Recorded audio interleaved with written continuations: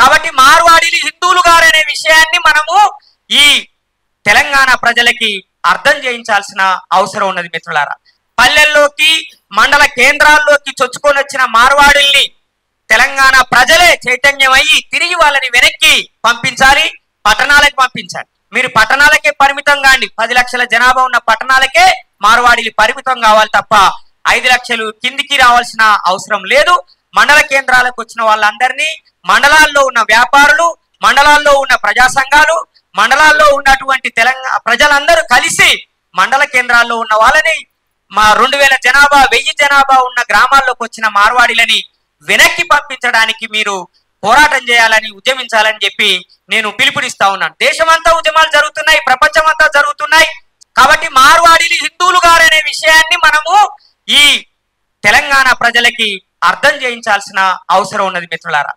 పల్లెల్లోకి మండల కేంద్రాల్లోకి చొచ్చుకొని వచ్చిన మార్వాడుల్ని తెలంగాణ ప్రజలే చైతన్యమయ్యి తిరిగి వాళ్ళని వెనక్కి పంపించాలి, పట్టణాలకు పంపించాలి. మీరు పట్టణాలకే పరిమితం కాండి, 10 లక్షల జనాభా ఉన్న పట్టణాలకే మార్వాడీలు పరిమితం కావాలి తప్ప 5 లక్షలు కిందికి రావాల్సిన అవసరం లేదు. మండల కేంద్రాలకు వచ్చిన వాళ్ళందరినీ మండలాల్లో ఉన్న వ్యాపారులు, మండలాల్లో ఉన్న ప్రజా సంఘాలు, మండలాల్లో ఉన్నటువంటి ప్రజలందరూ కలిసి మండల కేంద్రాల్లో ఉన్న వాళ్ళని 2000 జనాభా 1000 జనాభా ఉన్న గ్రామాల్లోకి వచ్చిన మార్వాడీలని వెనక్కి పంపించడానికి మీరు పోరాటం చేయాలని, ఉద్యమించాలని చెప్పి నేను పిలుపునిస్తా ఉన్నాను. దేశమంతా ఉద్యమాలు జరుగుతున్నాయి, ప్రపంచమంతా జరుగుతున్నాయి. అట్లాగే ఒక కంపెనీలో అన్ని జాతుల వాళ్ళు కనుక లేకపోతే సింగిల్ వైట్ కంపెనీ మాత్రమే, వైట్ ఎంప్లాయీస్ మాత్రమే ఉన్నా లేదా బ్లాక్ ఎంప్లాయీస్ మాత్రమే ఉన్నా దాన్ని రేసిస్ట్ కంపెనీగా గుర్తించి దాని పర్మిషన్ రద్దు చేస్తారు. అలాంటి policy affirmative Telangana industrial affirmative act ని తీసుకురావాలని ఈ తెలంగాణ ప్రభుత్వాన్ని మేము డిమాండ్ చేస్తా ఉన్నాం. అదే విధంగా ఇక్కడికి వచ్చి వ్యాపారం పెట్టిన వాళ్ళు వాళ్ళ వ్యాపారంలో 50% బిజినెస్ లోకల్ పీపుల్ కి ఇవ్వాలని వీసీకే తరఫున డిమాండ్ చేస్తా ఉన్నాం. మార్వాడి గోబ్యాక్ అనగానే హిందువుల మీద దాడి జరుగుతుందని అంటున్నారు. మీరు ముస్లింలకు వ్యతిరేకంగా పోరాడండి అని అంటున్నారు. ఇది తెలంగాణలో ఉన్న హిందువుల మీద జరుగుతున్న దాడి, తెలంగాణ హిందువుల మీద జరుగుతున్న దాడి. స్థానిక వ్యాపారంలో మనకి 80% తప్పనిసరిగా వాటా ఇవ్వాల్సిందే. అదే విధంగా తెలంగాణ కల్చర్ ని కాపాడే చట్టం తీసుకురావాలి.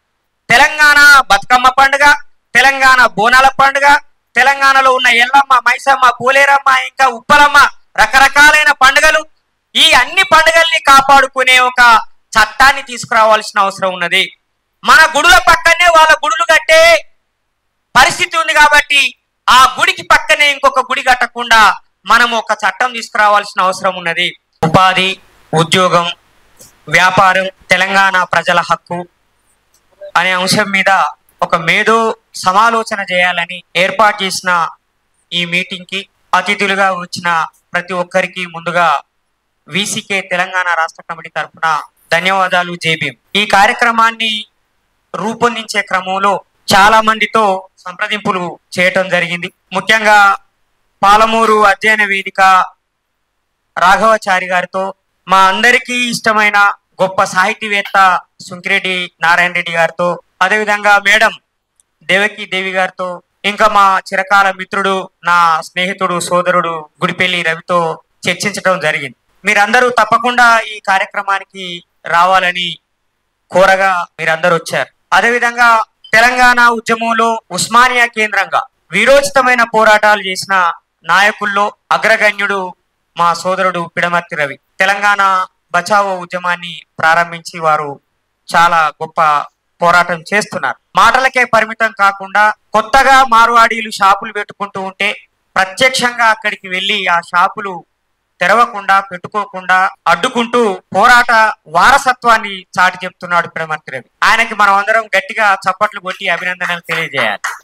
అదేవిధంగా ఇదే హాల్లో ఒకసారి ఉత్తర తెలంగాణకు అన్యాయం జరుగుతుందని మా అన్నగారు ప్రొఫెసర్ ఏకు తిరుపతి గారు ఒక మీటింగ్ ఏర్పాటు చేయడం జరిగింది. ఒక పుస్తకావిష్కరణ కార్యక్రమాన్ని కూడా చేయడం జరిగింది. ఉత్తర తెలంగాణ, దక్షిణ తెలంగాణ అనే తేడా లేకుండా ఇప్పుడు మొత్తం మార్వాడీలు ఆక్రమించేసారు. ఈ విషయం మీద మనము లోతుగా సమగ్రంగా చర్చించడానికి మీరు తప్పకుండా రావాలి అనగానే ప్రొఫెసర్ ఏకు తిరుపతి గారు మన కార్యక్రమానికి వచ్చారు. వారికి ప్రత్యేకంగా ధన్యవాదాలు. మిత్రులారా, తెలంగాణకి ఒక ప్రత్యేకమైన చరిత్ర ఉన్నది. తెలంగాణ కేవలం ఒక నినాదం కాదు, తెలంగాణ ఉత్తి డిమాండ్ కాదు, తెలంగాణ ఈ దేశానికి దిశానిర్దేశం చేసిన ఒక తాత్విక చింతన, ఒక ఫిలాసఫీ. తెలంగాణ అనేది ఒక ఐడియా అండ్ ఐడియాలజీ. అలాంటి తెలంగాణ గడ్డ మీద ఎన్నో పోరాటాలు జరిగాయి. ముఖ్యంగా భూమి భుక్తి విముక్తి కోసము, వెట్టి చాకిరి నుంచి విముక్తి కోసము ఇక్కడ సాయుధ పోరాటాలు జరిగాయి. సమానత్వం కోసం ఇక్కడ సాయుధ పోరాటాలు జరిగాయి. సామాజిక న్యాయం కోసం, కుల నిర్మూలన కోసం ఇక్కడ చాలా మంది తమ జీవితాల్ని అంకితం చేసి పోరాటం చేసిన వాళ్ళు ఉన్నారు. దేశంలోనే ఈ తెలంగాణకి ఒక పోరాట చరిత్ర ఉన్నది, గౌరవం ఉన్నది. ప్రపంచ చరిత్రలో తెలంగాణకి ఇంత గౌరవం దక్కిందనంటే, ఈ దేశానికి ఇంత గౌరవం దక్కిందంటే అది తెలంగాణ మూలంగానే. అలాంటి తెలంగాణలో ఇవాళ బయట నుంచి వచ్చినటువంటి వాళ్ళ పెత్తనం పెరిగిపోయింది. ఇక్కడి స్థానికులకే హక్కులు అధికారాలు దక్కాలని, అవకాశాలు దక్కాలని 369 మంది ఒక సందర్భంలో, 1200 మంది యువతి యువకులు మరొక సందర్భంలో ప్రాణాలు అర్పించారు. వాళ్ళందరి బలిదానాల మూలంగా తెలంగాణ ఏర్పడ్డది. తెలంగాణ ఏర్పడము, తెలంగాణలోకి మార్వాడీలు తండోపతండాలుగా రావడము ఒకేసారి జరిగాయి. తెలంగాణతో పాటు ఈ దేశాన్ని మొత్తం పరిపాలించే బీజేపీ నరేంద్ర మోడీ నాయకత్వంలో అధికారంలోకి రావడం కూడా 2014లోనే జరిగింది. బీజేపీ అధికారంలోకి వచ్చిన తర్వాత దేశవ్యాప్తంగా మార్వాడీలు ఊరూరికి బయలుదేరి వెళ్ళిపోయారు, దుకాణాలు పెట్టారు. 7 లక్షల గ్రామాలుంటే ఆల్మోస్ట్ 5 లక్షల గ్రామాలకి ఈ మార్వాడీలు వెళ్లి దుకాణాలు పెట్టి స్థానికుల వ్యాపారాల్ని దోచుకుంటున్నటువంటి పరిస్థితి ఉంది. అందుకని బీజేపీ ఈ రోజు మార్వాడీల పక్షాన అంత గట్టిగా నిలబడి మాట్లాడడానికి కారణం ఏంటిది అంటే, నరేంద్ర మోడీకి, బీజేపీకి, ఆర్ఎస్ఎస్ కి, మార్వాడీలకి మధ్యన అవినాభావ సంబంధం ఉన్నది. కాబట్టి ఆర్ఎస్ఎస్ బీజేపీకి నిధులిస్తున్నది, వాళ్ళ ఐడియాలజీని సక్సెస్ఫుల్ గా ప్రజల్లోకి తీసుకుపోవడానికి అనుకూలంగా మార్కెట్ ని తయారు చేస్తున్నది మార్వాడీలు. కాబట్టి మార్వాడీల తరఫున ఈ రోజు బీజేపీ ఆర్ఎస్ఎస్ పనిచేస్తున్నది. ఆర్ఎస్ఎస్ బీజేపీని సుమారు 60-70 సంవత్సరాల పాటు ఈ తెలంగాణలో పెంచి పోషించినటువంటి వాళ్ళు, డబ్బులు ఇచ్చినటువంటి వాళ్ళు, సాకినటువంటి వాళ్ళు కోమట్లు, వైశ్యులు. అలాంటి కోమట్లని ఈ రోజు ఆర్ఎస్ఎస్ బీజేపీ మీరు మాకు అక్కర్లేదు, మార్వాడీలు మాకు కావాలి అని అంటున్నారు. అంటే మార్వాడీల కోసము తమకి పాలిచ్చి పెంచిన తల్లిని సైతం వదులుకోవడానికి ఈ ఆర్ఎస్ఎస్ బీజేపీ సిద్ధపడ్డది. అందుకని ఈ రోజు ఈ తెలంగాణలో ఉన్న, ఈ సౌత్ ఇండియాలో ఉన్న వైశ్య వ్యాపార వర్గాలు చాలా స్పష్టంగా ఒక నిర్ణయం తీసుకుంటున్నాయి. ఈ ఆర్ఎస్ఎస్, ఈ బీజేపీ మాకు వ్యతిరేకం, ఈ తెలంగాణకి వ్యతిరేకం, మమ్మల్ని మేము కాపాడుకోవడానికి మేము ఐక్యంగా పోరాడతామని వాళ్ళు ముందుకొస్తున్నారు. మిత్రులారా, ఇది కేవలం తెలంగాణ ఫినామినా మాత్రమే కాదు. మార్వాడి సమస్య దక్షిణాదిలో ఉన్న ప్రతి రాష్ట్రంలో ఉన్నది. అదేవిధంగా ఈ దేశంలో ఉన్న ప్రతి రాష్ట్రంలో మార్వాడీలు ఇదే రకమైనటువంటి దోపిడీ చేస్తున్నారు. కాబట్టి మార్వాడీలు ఈ దేశానికి పెద్ద ప్రమాదకరంగా మారిలు. వాళ్ళ మూలంగానే విచ్ఛిన్నకరమైనటువంటి ఉద్యమాలు వచ్చే ప్రమాదం ఉన్నది. వీళ్ళు ఎక్కడికి వెళితే అక్కడ స్థానిక సంస్కృతుల్ని, వ్యాపారాలని దెబ్బతీయడం మూలంగా స్థానికులు వాళ్ళ రక్షణ కోసం వాళ్ళు పోరాటం చేసే పరిస్థితి వచ్చింది. కాబట్టి ఆర్ఎస్ఎస్ బీజేపీ వాళ్ళు మార్వాడి గోబ్యాక్ అనే వాళ్ళని దేశద్రోహులని, విచ్ఛిన్నకారులని చెప్తున్నారు కదా. కానీ అసలైన విచ్ఛిన్నకారులు ఎవరంటే ఈ మార్వాడి వ్యాపార వర్గమే. ఒకే దేశం, ఒకే వ్యాపారము, ఒకే మార్కెట్ అనే నినాదంతో నరేంద్ర మోడీ ఎప్పుడైతే ఒకే మార్కెట్ అనే నినాదాన్ని తీసుకొచ్చి, ఒక పాలసీని తీసుకొచ్చి అమలు చేశాడో అప్పుడే ఈ దేశంలో ఉన్న బహుళత్వం ప్రమాదంలో పడ్డది. ఒక మల్టీ కల్చరలిజం అనేది ప్రమాదంలో పడ్డది. లౌకికవాదం అనేది ప్రమాదంలో పడ్డది. స్థానికుల సంస్కృతులు ప్రమాదంలో పడ్డాయి. స్థానికుల వ్యాపారాలు ప్రమాదంలో పడ్డాయి. కాబట్టి ఒకే దేశము, ఒకే మార్కెట్ అనే నినాదాన్ని, ఆ పాలసీని ఈ దేశంలో ఉన్న ప్రతి ఒక్కరూ వ్యతిరేకిస్తే తప్ప ఈ మార్వాడీల గుత్తాధిపత్యాన్ని మనం అడ్డుకోలేము. కాబట్టి మిత్రులారా, అభివృద్ధి పేరు మీద నరేంద్ర మోడీ మాట్లాడినా, కేసీఆర్ మాట్లాడినా, రేవంత్ రెడ్డి మాట్లాడినా అది కేవలం కొద్ది మంది, కొన్ని కుటుంబాల సంపదని పెంచుకోవడానికే తప్ప ఈ దేశ ప్రజలకి ఉపయోగపడేది కాదు. ఫార్చునేట్లీ మనకి 1980 నుంచి 2005 వరకు విస్తృతమైన చర్చలు జరిగాయి. అమరుడు బాలగోపాల్ గారు అయితే చాలా లోతుగా అధ్యయనం చేసి అనేక విషయాలు చెప్పారు. డెవలప్మెంట్ మోడల్ అనేటి అభివృద్ధి నమూనాలు చంద్రబాబు నాయుడు 2025 నాటికి తెలంగాణ ఉమ్మడి ఆంధ్రప్రదేశ్ ఎలా ఉండాలో ఒక మోడల్ ఆయన తయారు చేసి పెట్టాడు. ఇప్పుడు రేవంత్ రెడ్డి గారు 2047 వరకు ఎలా ఉండాలో ఒక మోడల్ ఆయన తయారు చేసి పెట్టాడు. నరేంద్ర మోడీ గారు అయితే ఆయనకు మరణం లేకపోతే శాశ్వతంగా ఈ దేశానికి ఆయనే ప్రధానమంత్రిగా ఉండి ఒక 300 సంవత్సరాలు ఈ దేశం ఎలా ఉండాలో ఒక మోడల్ ఆయన తయారు చేసి పెట్టాడు. కానీ ఈ మోడల్ అంతా కూడా ఎవరు మోడల్ తయారు చేసినా అది గుజరాత్, రాజస్థాన్, మార్వాడీలకి, వ్యాపారులకు ఉపయోగపడే విధంగానే ఉంది తప్ప ఈ దేశ ప్రజలకు ఉపయోగపడే విధంగా లేదు. కాబట్టి డెవలప్మెంట్ అంటే ఎవరి డెవలప్మెంట్, అభివృద్ధి అంటే ఎవరిది? బాబాసాహెబ్ అంబేద్కర్ స్వతంత్రం రావాలని గాంధీ గారు పోరాడుతున్నప్పుడు ఒక ప్రశ్న వేశాడు, ఎవరి స్వతంత్రం, freedom of the people or freedom of the country? దేశం యొక్క భౌగోళిక సరిహద్దులకి స్వతంత్రం కావాలా లేదా దేశంలో ఉన్న ప్రజలకి స్వతంత్రం కావాలా అనే ప్రశ్నని బాబాసాహెబ్ అంబేద్కర్ లేవనెత్తాడు. దాన్నే కొద్దిగా కన్వర్ట్ చేస్తే అభివృద్ధి అంటే దేశంలో ఉన్న ప్రజలందరి అభివృద్ధి లేకపోతే ఒక వ్యాపార వర్గం యొక్క అభివృద్ధి? నిజంగానే ఈ వ్యాపార వర్గం మూలంగా వాళ్ళ అభివృద్ధి చెందితే దేశం అభివృద్ధి చెందుతుంది అని అంటే ఆదాని అంబానీల సంపదని మొత్తం కూడగడితే రేవంత్ రెడ్డి గారు చెప్పినట్టుగా పంచిపెడితే 3,70,000 తలసరి ఆదాయం వస్తుంది. తెలంగాణలో 3,70,000 తలసరి ఆదాయం ఎవరికి లేదు. ఇక్కడ ఉన్నటువంటి సంపన్న వర్గాల ఆదాయాన్ని అంతా మనకి పంచిపెడితే అది 3,70,000 ఆదాయం అయింది తప్ప ఏ కుటుంబానికి సంవత్సరానికి 3 లక్షల ఆదాయం వస్తున్న సందర్భమే లేదు.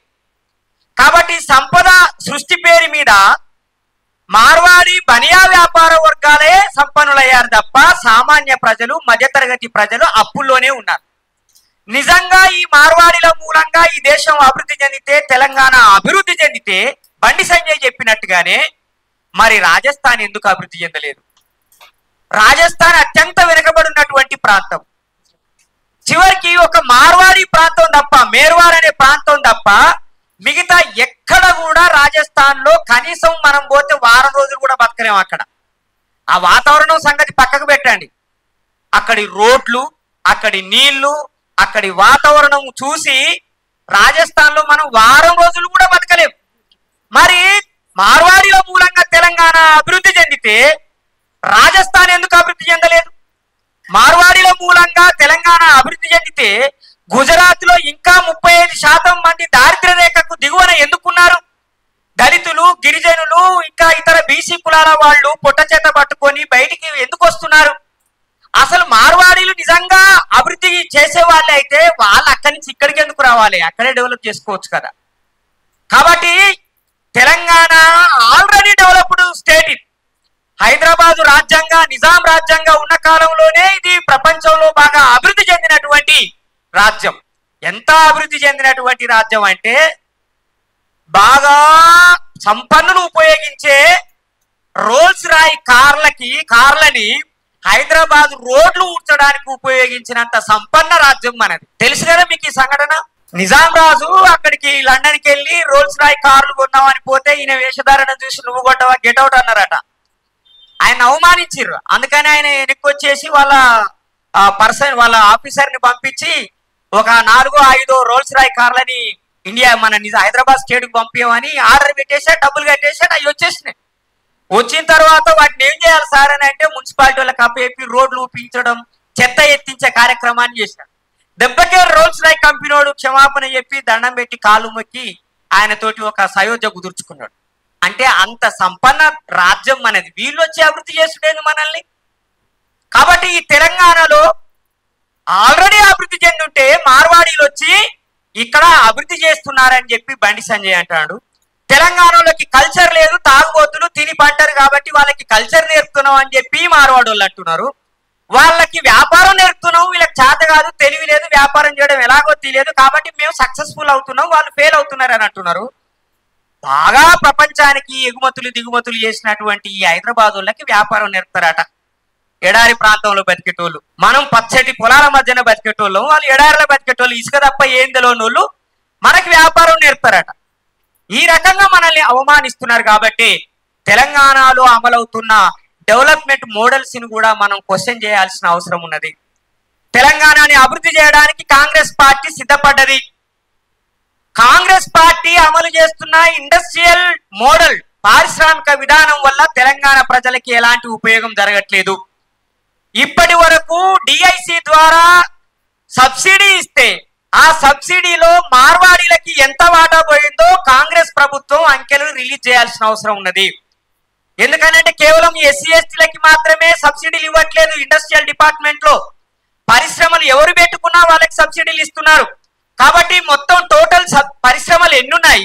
15,000 పరిశ్రమలు ఉంటే ఆ పరిశ్రమల్లో ఎవరి వాటా ఎంత ఉన్నది, బయట నుంచి వచ్చిన వాళ్ళు ఎంతమంది ఉన్నారు, వాళ్ళకి సబ్సిడీల రూపంలో 8,000 కోట్ల రూపాయలు ఈ రాష్ట్ర ప్రభుత్వం చెల్లించిందో ఈ రాష్ట్ర ప్రభుత్వం స్పష్టం చేయాల్సిన అవసరం ఉన్నది. 15,000 కంపెనీలు ఈ రాష్ట్ర ప్రభుత్వం ఇక్కడ పెట్టినట్టుగా గత ప్రభుత్వం నుంచి ఇప్పటి వరకు ఉన్నట్టుగా చెప్తున్నారు. కాబట్టి ఆ 15,000 కంపెనీల్లో 80% ఉద్యోగాలు స్థానికులకి ఇచ్చేంత వరకు ఈ తెలంగాణ ప్రజలు పోరాడాలని కోరుతున్నాను. అమెరికాలో అఫర్మేటివ్ యాక్షన్ అనే ఒక పాలసీ ఉన్నది.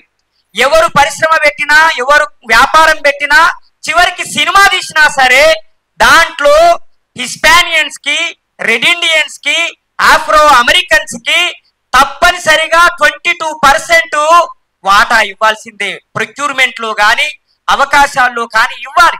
ఏదైనా ఒక సినిమాలో ఒక బ్లాక్ పర్సన్ కానీ, హిస్పానియన్ కానీ, రెడ్ ఇండియన్ కానీ ఒక క్యారెక్టర్ గా లేకపోతే అది రేసిస్ట్ సినిమాగా భావించి ఆ సినిమాకి పర్మిషన్ ఇవ్వరు, షూటింగ్ కే పర్మిషన్ ఇవ్వరు. అట్లాగే ఒక కంపెనీలో అన్ని జాతుల వాళ్ళు కనుక లేకపోతే సింగిల్ వైట్ కంపెనీ మాత్రమే, వైట్ ఎంప్లాయీస్ మాత్రమే ఉన్నా లేదా బ్లాక్ ఎంప్లాయీస్ మాత్రమే ఉన్నా దాన్ని రేసిస్ట్ కంపెనీగా గుర్తించి దాని పర్మిషన్ రద్దు చేస్తారు. అలాంటి policy affirmative Telangana industrial affirmative act ని తీసుకురావాలని ఈ తెలంగాణ ప్రభుత్వాన్ని మేము డిమాండ్ చేస్తా ఉన్నాం. అదే విధంగా ఇక్కడికి వచ్చి వ్యాపారం పెట్టిన వాళ్ళు వాళ్ళ వ్యాపారంలో 50% బిజినెస్ లోకల్ పీపుల్ కి ఇవ్వాలని వీసీకే తరఫున డిమాండ్ చేస్తా ఉన్నాం మనం. ఎందుకనంటే మీరు 1000 కోట్ల వ్యాపారం చేసుకోండి, ఇబ్బంది లేదు. వ్యాపారం అంటే ఉద్యోగాలు 80%, వ్యాపారంలో 50% ప్రొక్యూర్మెంట్ త్రూ లోకల్ పీపుల్ చేయాలని అంటున్నాం. మీరు 1000 కోట్ల రూపాయల వ్యాపారం చేస్తే అందులో 500 కోట్ల రూపాయల వ్యాపారం మా ద్వారా జరగాల. స్థానిక వ్యాపారంలో మనకి 80% తప్పనిసరిగా వాటా ఇవ్వాల్సిందే. అదే విధంగా తెలంగాణ కల్చర్ ని కాపాడే చట్టం తీసుకురావాలి. ప్రతి రాష్ట్రానికి ప్రత్యేకంగా ఒక కల్చర్ ఉంటది. అది వస్త్రధారణ రూపంలో కనిపిస్తుంది. రాజస్థాన్కి వెళ్ళండి, ఇట్లా తలపాగా జుట్టి ఉంటారు, మామూలుగా ధోతీలు కట్టుకొని ఉంటారు. తెలంగాణలో కూడా ఒకప్పుడు ఉండే అట్లే, ఇప్పుడు లేరు. ఇప్పుడు ఊళ్ళలో కూడా అందరు ప్యాంట్లు వేసుకుంటున్నారు, తలపాగలు తీసేసారు. వాళ్ళ కల్చర్ని తీసుకొచ్చి మళ్ళీ ఇక్కడ రుద్దుతాం అంటే కుదరదు. తెలంగాణ బతుకమ్మ పండుగ, తెలంగాణ బోనాల పండుగ, తెలంగాణలో ఉన్న ఎల్లమ్మ, మైసమ్మ, పోలేరమ్మ, ఇంకా ఉప్పలమ్మ, రకరకాలైన పండుగలు, ఈ అన్ని పండుగల్ని కాపాడుకునే ఒక చట్టాన్ని తీసుకురావాల్సిన అవసరం ఉన్నది.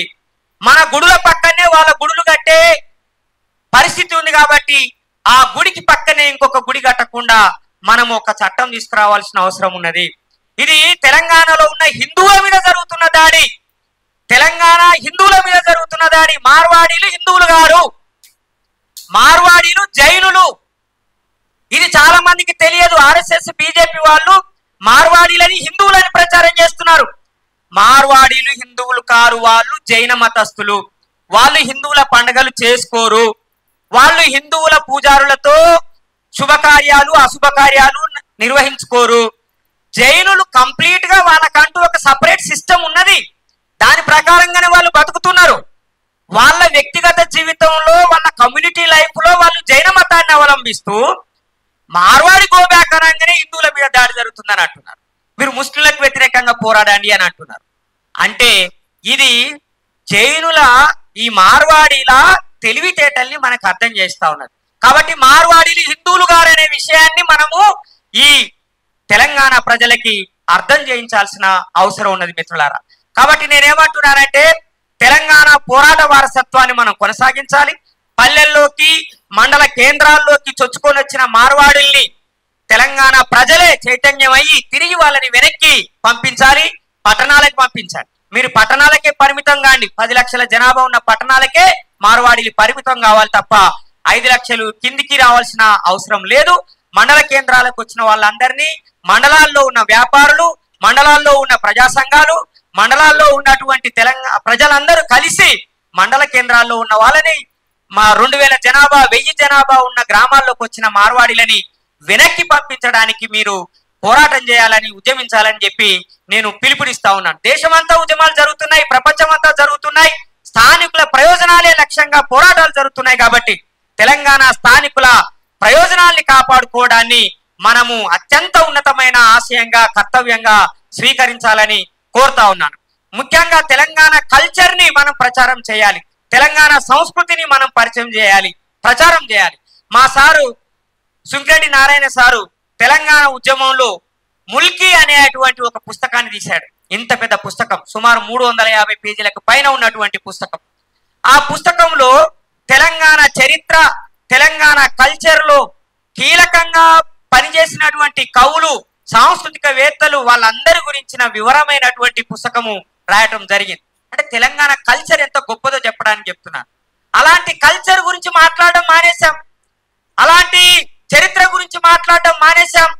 తెలంగాణ ఉద్యమంలో తెలంగాణ విద్యావంతుల వేదిక కావచ్చు, ఇంకా రకరకాలైనటువంటి సంస్థలు, సంఘాలు తెలంగాణ చరిత్రని, తెలంగాణ గొప్పతనాన్ని ప్రచారం చేస్తూ పనిచేశాయి. కానీ తెలంగాణ రాష్ట్రం ఏర్పడ్డ తర్వాత వాళ్ళందరూ కేసీఆర్ గారికి సలాం కొట్టి వాళ్ళ దుకాణాలన్నీ, వాళ్ళ వేదికలన్నిటినీ మూసేసి ఆయన చుట్టూ తిరిగారు. ఆయన బీజేపీ చుట్టూ తిరిగి చివరికి బీఆర్ఎస్ ని కాస్త, టీఆర్ఎస్ ని కాస్త బీఆర్ఎస్ గా మార్చి తెలంగాణకి గుర్తింపే లేకుండా చేశారు. కాబట్టి తెలంగాణ కల్చర్ ని, తెలంగాణ అస్తిత్వాన్ని, తెలంగాణ గుర్తింపుని కాపాడుకోవడానికి మరొకసారి ఈ తెలంగాణ ప్రజలు పోరాడాలని కోరుతా ఉన్నాను. వీసీకే, విముక్త చిరుతల కచ్చి తెలంగాణ కల్చర్ కోసం, తెలంగాణ భాష కోసం, తెలంగాణ అస్తిత్వం కోసం, తెలంగాణ ఉనికి కోసం పోరాటం చేస్తుంది.